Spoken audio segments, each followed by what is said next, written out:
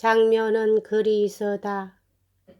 점장이의 발언은 모든 사람에게 이해된다. 나는 단독자가 어구에 따라 그 내용을 이해할 수 있다고만 생각할 뿐 아니라 점장이가 단독자에게 하늘의 결심을 알려준다는 것도 그가 이해할 수 있다고 나는 생각한다.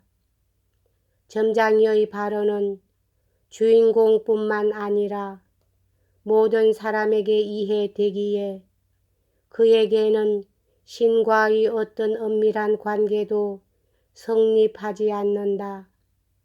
그는 그가 원한 대로 할 수 있다. 예언된 것은 일어날 것이다. 그는 그의 행동으로나 혹은 그가 강요된다고 신과의 밀접한 관계에 들어서지는 않는다. 동시에 신의 은총의 대상이나 신의 노여움의 대상도 되지 않는다. 그 결과를 개개의 단독자는 주인공과 똑같이 이해할 수 있다. 그래서 주인공만이 읽을 수 있는 어떤 비밀의 글자도 생기지 않는다. 그때 그가 말하려고 원한다면 그는 말을 훌륭하게 할 수 있다. 왜냐하면 그가 자신을 이해되도록 할 수 있기 때문이다. 그가 침묵하려 하는 한 그것은 그가 단독자로서 보편자보다 고차적이 되려고 하는 것으로서 얼마나 속히 그녀가 이런 고통을 잊게 될 것인가 등등의 온갖 공상적인 생각으로 그가 자신을 속이려 원하기 때문이다. 반대로 그에게 하늘의 의지가 점장이를 통해서 알려지지 않았다면 그 의지가 그에게 순전히 엄밀한 방법으로 알려져서 그와의 순전한 사적 관계에 들어섰다면 우리들은 역설과 마주선다. 달리 그런 경우가 있다면 나의 고려는 양도 논법적이기 때문에 그가 그렇게 말하고 싶더라도 그때는 그가 말할 수 없을 것이다. 그래서 그는 침묵 자체 안에서 즐기는 것이 아니라 고통을 겪는다.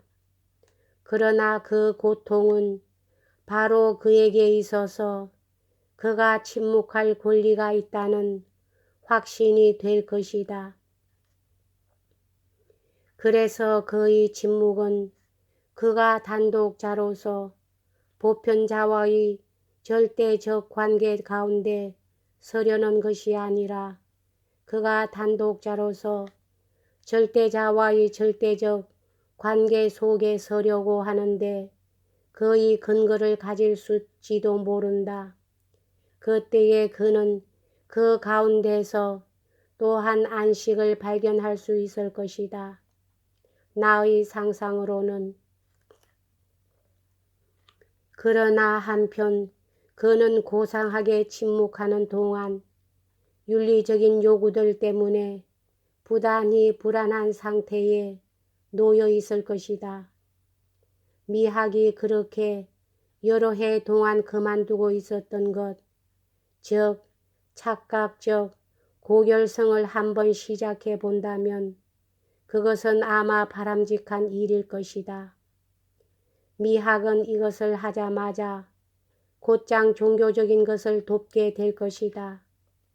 왜냐하면 오로지 이 힘만이 윤리적인 것과의 싸움에서 심미적인 것을 구해낼 수 있기 때문이다. 왕비 엘리자베드는 그녀가 그의 사형 집행영장에 서명함으로써 에섹스에 대한 그녀의 사랑을 국가를 위해 희생시킨다. 그가 그녀에게 반지를 보내지 않았기 때문에 비록 그 연극에 약간의 개인적인 비애가 있기는 하지만 그것은 용적인 행위였다. 아시다시피 그는 그 반지를 보냈다. 그러나 한 나인의 아기 때문에 그 반지는 만류되어 있었다. 나의 생각이 틀리지 않다면 그 일이 보고된다. 그래서 엘리자베드는 그 일에 관한 소식을 듣고 열흘 동안이나 입에다 손가락을 넣고 앉아 있다가 손가락을 물어 뜯고 죽었다. 이것은 시인에 대한 과제가 될지 모른다. 시인은 입을 딱 벌리게 할 방법을 이해하겠지만 그렇지 않으면 그 과제가 현대에 있어서 시인과 너무나 자주 혼동되는 발레의 대가에게나 가장 필요한 것이다. 이제부터 나는 악마적인 것에 속하는 하나의 스케치를 다음과 같이 서술하고자 한다.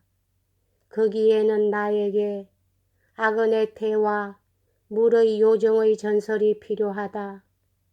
물의 요정은 하나의 유혹자다. 그래서 그는 깊숙한 물밑에서 돌연히 떠올라와서 사나운 욕망에 휘말려 귀엽게 해변에 서서 생각에 잠겨 파도의 우지점에 귀를 기울이던 순진한 꽃을 모질게 꺾어버린다. 이런 이야기는 지금까지 시인의 의견에 따르던 것이다. 그런데 변화를 시켜보자. 그 물의 요정은 유혹자다. 그는 아그네테를 불러 그의 달콤한 말로 그녀의 마음에 숨어있던 것을 꿰어내었다. 그녀는 자기가 구하던 것, 자기가 바다의 밑바닥을 가만히 내려다보던 것을 물의 요정 속에서 발견하였다.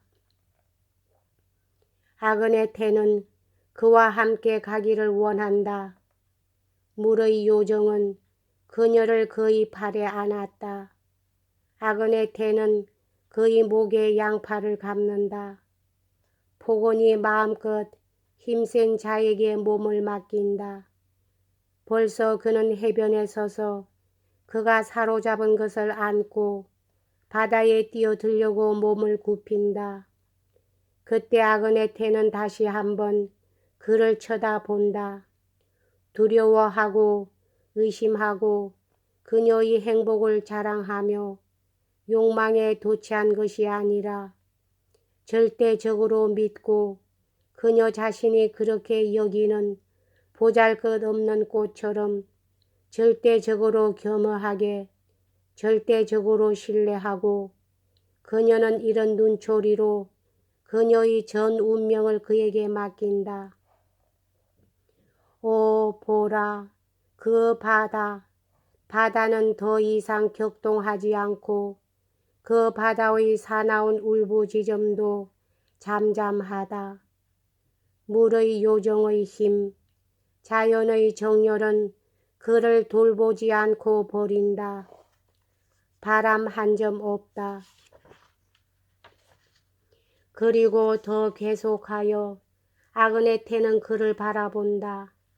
그때 물의 요정은 쓰러진다. 그는 천진난만한 위력을 대항할 수 없다. 그의 자연의 힘도 그의 말을 듣지 않는다. 그는 아그네테를 유혹할 수 없다. 그는 그녀를 또다시 데리고 집으로 돌려보낸다. 그는 해면이 잔잔할 때 다만 바다가 얼마나 아름다운지를 그녀에게 보여주려 했었다고 그녀에게 설명한다. 그래서 아그네테는 그의 말을 믿는다. 그리하여 자기 홀로 돌아간다. 바다는 사납게 파도친다. 그러나 그보다 더 사납게 절망의 파도가 물의 요정의 가슴에서 출렁거린다. 그는 아그네테를 유혹할 수 있다. 100명의 악은의 태를 유혹할 수 있다. 그는 온갖 처녀를 속여낼 수 있다. 그러나 악은의 태는 이겼다. 그리고 물의 요정은 그녀를 잃어버렸다. 다만 사로잡은 것으로 밖에 그녀는 그의 것이 될 수 없다. 성실의 면에서 그는 어떤 처녀와도 연고가 없다. 그것은 그가 참으로 물의 요정에 지나지 않기 때문이다. 나는 물의 요정에게 약간의 변화를 허용했다.